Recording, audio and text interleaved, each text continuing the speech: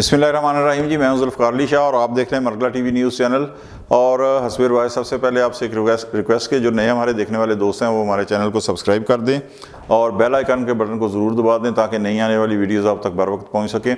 और अगर अच्छी लगे हमारी वीडियो तो लाइक के बटन को दबा दें और दोस्तों तक शेयर कर सकें ताकि हमारे पास ज़्यादा से ज़्यादा व्यूज़ आ सकें और ये आपके दोस्त भी हमारी वीडियोज़ देख सकें। आज का जो हमारा मौजू है, जो इलेक्शन के बाद सूरत हाल है, उसके अंदर पीपल्स पार्टी की जो तर्ज सियासत है उस हवाले से, यानी पीपल्स पार्टी की जो सियासत है उस हवाले से उनके ऊपर एक नज़र डालेंगे।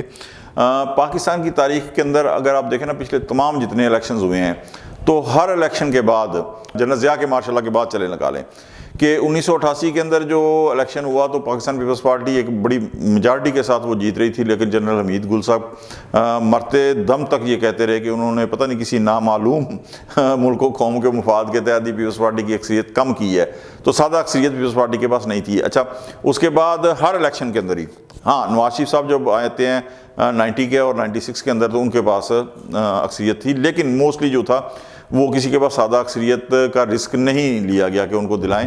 तो हफ्तों चलते थे, 10 दिन 15 दिन चलते थे मुज़ाकरात, उसके बाद आनियाँ जानियाँ कमेटियाँ बन रही हैं, उनके ऊपर मुज़ाकरात हो रहे हैं, सारा कुछ हो रहा है। फिर कहीं जाकर जो थे मामला सुलझते थे और वो भी बड़ी बारगेन करने के बाद, बड़ी सख्त करने के बाद हमें इतनी वजारतें मिलेंगी, फ़लाँ। अच्छा, फिर वजारतों के ऊपर भी होते थे कि जी हमें फ़लाँ वजारत मिलेगी।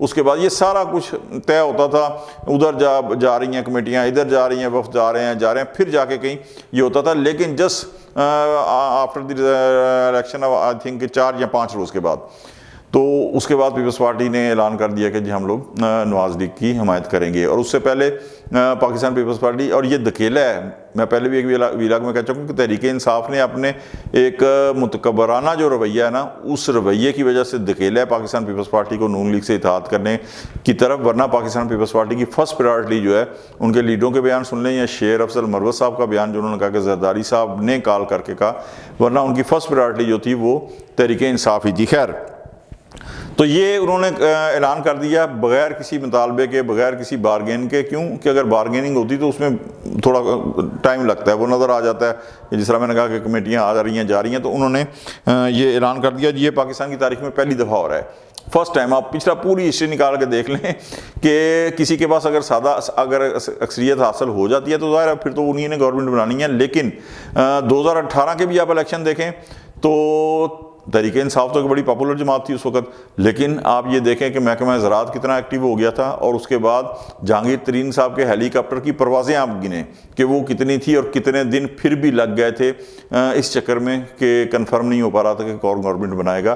तो ये एक पहली दफ़ा पाकिस्तान की तारीख के अंदर से हुआ है, सियासी के अंदर, कि 4 दिन के बाद कंफर्म हो गया कि गवर्नमेंट जो है मुस्लिम लीग नवाज़ और पाकिस्तान पीपल्स पार्टी की कोलिशन गवर्नमेंट बन रही है। ज़ाहिर है कि दूसरी जमातें भी इसके अंदर आएंगी। इसके अंदर कुछ लोग अब भी गलतफहमियाँ फैला रहे हैं और वो नवाज लीग के अंदर भी हैं और ज़ाहिर पीपल्स पार्टी के अंदर तो कम है कि जी नहीं, पीपल्स पार्टी को कहें कि वो वजारतें ले ले, वरना ये मतलब इस तरह की बातें कर रहे हैं। लेकिन देखें क्या होता है, लेकिन उम्मीद है कि गवर्नमेंट ज़ाहिर है कि बन जाएगी। अच्छा, इस मौजू से हट कर एक चीज़ मैं पाकिस्तान पीपल्स पार्टी के सियासी किरदार के हवाले से कहूँगा कि जब 2022 के अंदर अदम एतमाद की तहरीक आती है तो सिंध हाउस के अंदर जो है ना, तहरीक इंसाफ के जो फॉरवर्ड ब्लॉक के लोग हैं वो आते हैं, उन्हें रखा जाता है। तो जरदारी साहब के ऊपर लग जाता है इल्ज़ाम के जनाब नोटों की बोरियाँ उन्होंने खोल दी हैं। हालांकि वो उससे कम वैसे 2 साल पहले जो जहांगीर तरीन साहब थे वो उनका फॉरवर्ड ब्लॉक बन चुका था, 22 अरकान थे। तो उस वक्त ही जो बोरियां खुली होंगी तो उस वक्त नहीं खुली थी। ठीक है जी। 2013 के अंदर आपको याद है कि जब इलेक्शन हुए तो नवाज लीग ने पंजाब के अंदर काफ लीग का एक पूरा लालिका साहब की सरबराही के अंदर एक ग्रुप था, तो जो काफ लीग का फॉरवर्ड ब्लॉक बना, नहीं इल्ज़ाम लगा नवाज लीग के ऊपर कि उन्होंने नोटा दियाँ बोरियाँ खोलियाँ, क्योंकि वो ज़मीर की आवाज़ के ऊपर आए थे। इसी तरह जिस तरह मैंने कहा कि 2018 के बाद जो जहांगीर तरीन का हेलीकॉप्टर चला और महकमा ज़राअत की जो काबिज से जिन नुमाइंदों ने तहरीक इंसाफ को ज्वाइन किया, वो भी उनके भी सब के ज़मीर जो थे ना, उन्होंने ज़मीर की आवाज़ के ऊपर जो थी वो पाकिस्तान तहरीक इंसाफ को ज्वाइन किया था।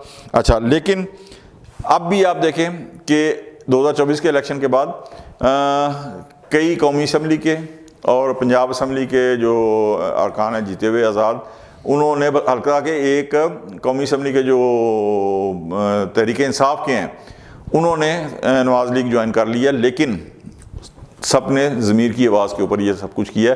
कहीं से आवाज़ नहीं आई कि इन्होंने मसद वो जनाब नोटा दियाँ बोरियाँ खुल गई और पता नहीं क्या क्या बिकाऊ माल, ये कहीं से आवाज़ नहीं आई, क्योंकि सब के सब ज़मीर की आवाज़ के ऊपर जो है ना वो ज्वाइन कर रहे हैं। लेकिन आप याद करें चंद दिन पहले ही during the election campaign Pakistan Peoples Party के ऊपर इल्ज़ाम लग गया था कि उन्होंने जनाब वो वोट जो है ना वो ख़रीदने जा रही है। ठीक है जी, तो ये पीपल्स पार्टी के ऊपर इल्ज़ाम लगता है। सिंध से अगर वो जीतती है तो वो धौंस धमकी और धांधली से जीतती है, जबकि पाकिस्तान पीपल्स नवाज़ लीग अगर पंजाब से जीतती है तो वो एक पॉपुलर वोट लेके जीतती है। खैबर पख्तूनख्वा से अगर तहरीक इंसाफ जीतती है तो वो एक पॉपुलर वोट लेके जीतती है। लेकिन सिंध से पीपल्स पार्टी अगर जीतती है तो वो धौंस धमकी धांधली से जीतती है, हालांकि वडेरा शाही से। हालांकि देखा जाए तो अरबाब गुलाम रहीम हो गया, पीर साहब पघाड़ा हो गए, फिर उसके बाद अल्लाह आपका भला करे पाकिस्तान पीपल्स पार्टी की ज्वाइन करने से पहले शराजी बरादरान थे ठठा के, वो हो गए। उसके बाद लियाकत जतोई साहब हो गए। ये जितने हैं इनसे बड़ा वडेरा सिंध के अंदर कौन होगा, लेकिन वो जीतते हुए आ रहे हैं। ठीक है जी, तो ये सारे के सारा अब तो खैर वो जब जीते हैं तो जो इलेक्ट्रॉनिक मीडिया मेन स्ट्रीम था उन्होंने कहा कि जी हमें पाकिस्तान पीपल्स पार्टी के हवाले से अपना स्टांस जो है ना वो बहरहाल बदलना पड़ेगा, इसलिए कि जिस तरह हम कहते थे जी तबाह हाल सिंध, तो वो काम करवाती है तो उसे वोट मिले हैं। फिर उसके बाद दूसरों ने भी कहा हाँ जी कि कुछ ने सर्वे किए तो उन्होंने कहा जी मैं गया हो तो सिंध की हालत पहले से बड़ी बेहतर थी। तो ये बहरहाल था। बहरहाल बात पाकिस्तान पीपल्स पार्टी की सियासत की हो रही थी। तो अब उम्मीद है कि अगर ये बेल मुंडे चढ़ जाती है कि नवाज़ लीग और पाकिस्तान पीपल्स पार्टी का इत्तेहाद की, तो ज़ाहिर है इसके अंदर दूसरी जमातें जिस तरह मुत्तहिदा है वो भी आ जाएगी, बाप पार्टी भी आ जाएगी, मौलाना फजल रहमान भी देखते हैं कुछ ले दे के शायद वो भी आ जाएं। तो जरदारी साहब की जो है सदारत का वो उसके लिए एक राह हमवार हो गई है, और पीपल्स पार्टी ने अभी तक खुद मांगा तो नहीं है, लेकिन एक नेचुरल सी बात है कि चेयरमैन सेनेट, क्योंकि चेयरमैन में पीपल्स पार्टी के ज़्यादा हैं, और उसके बाद स्पीकर कौमी असम्बली जो राजा परवेज़ अशरफ पहले से ही हैं, तो ये जो मनसब हैं ये पाकिस्तान पीपल्स पार्टी के पास जाएंगे। लेकिन अगर MKM जिस तरह 5 वजारतें हैं तो ये सारी जाएंगी, लेकिन पाकिस्तान पीपल्स पार्टी की जो है उनको एक अच्छे मकसद बगैर हुकूमत में शामिल हुए उनके पास एक बड़े आला जो हैं वो ओहदे आ जाएंगे। और जिस तरह मैंने पहले किया कि अभी लग रहा है जी दोहरा सियासत का इल्ज़ाम बिलावल भुट्टो पे कि जी वो पूरी इलेक्शन कैंपेन के अंदर कहते रहे कि मैं नवाज़ लीग से इत्तेहाद नहीं करूँगा, मैं तहरीक इंसाफ से अगर जाऊँगा तो उधर। तो बात वही आ जाती है जो मैंने पहले कहा कि नवाज़ लीग की तरफ उन्होंने इत्तेहाद नहीं करना था। शेर अफजल मरवत का बयान आप पढ़ लें, उन्हें धकेला है बानी PTI ने, इमरान खान साहब ने धकेला है, तहरीक इंसाफ के रवैये ने उन्हें धकेला है नवाज़ लीग से इत्तेहाद करने के लिए। अगर वो तरले मिन्नतें कर रहे हैं किस्म की क्या तहरीक इंसाफ से और वो चिट्टा इनकार कर रही है, तो फिर उसके बाद पाकिस्तान पीपल्स पार्टी के पास क्या रास्ता रह गया था कि वो क्या करती? वो इंतशार की सियासत तो नहीं कर सकती थी कि हम एक तरफ बैठ जाएं और फिर आप तमाशा देखें। तो फिर उन्होंने जो आप बेहतर समझा, उनके पास भी ज़ाहिर है कि ऑप्शन खुले हुए हैं, तो उन्होंने उसके बाद जो आप बेहतर समझा, जिस तरह PTI ने समझा, तो उन्होंने फिर वो किया। आज तक के लिए इतना ही, इंशाल्लाह मिलते हैं अगले व्लॉग में। उस वक्त तक के लिए इजाज़त दें, अल्लाह हाफिज़।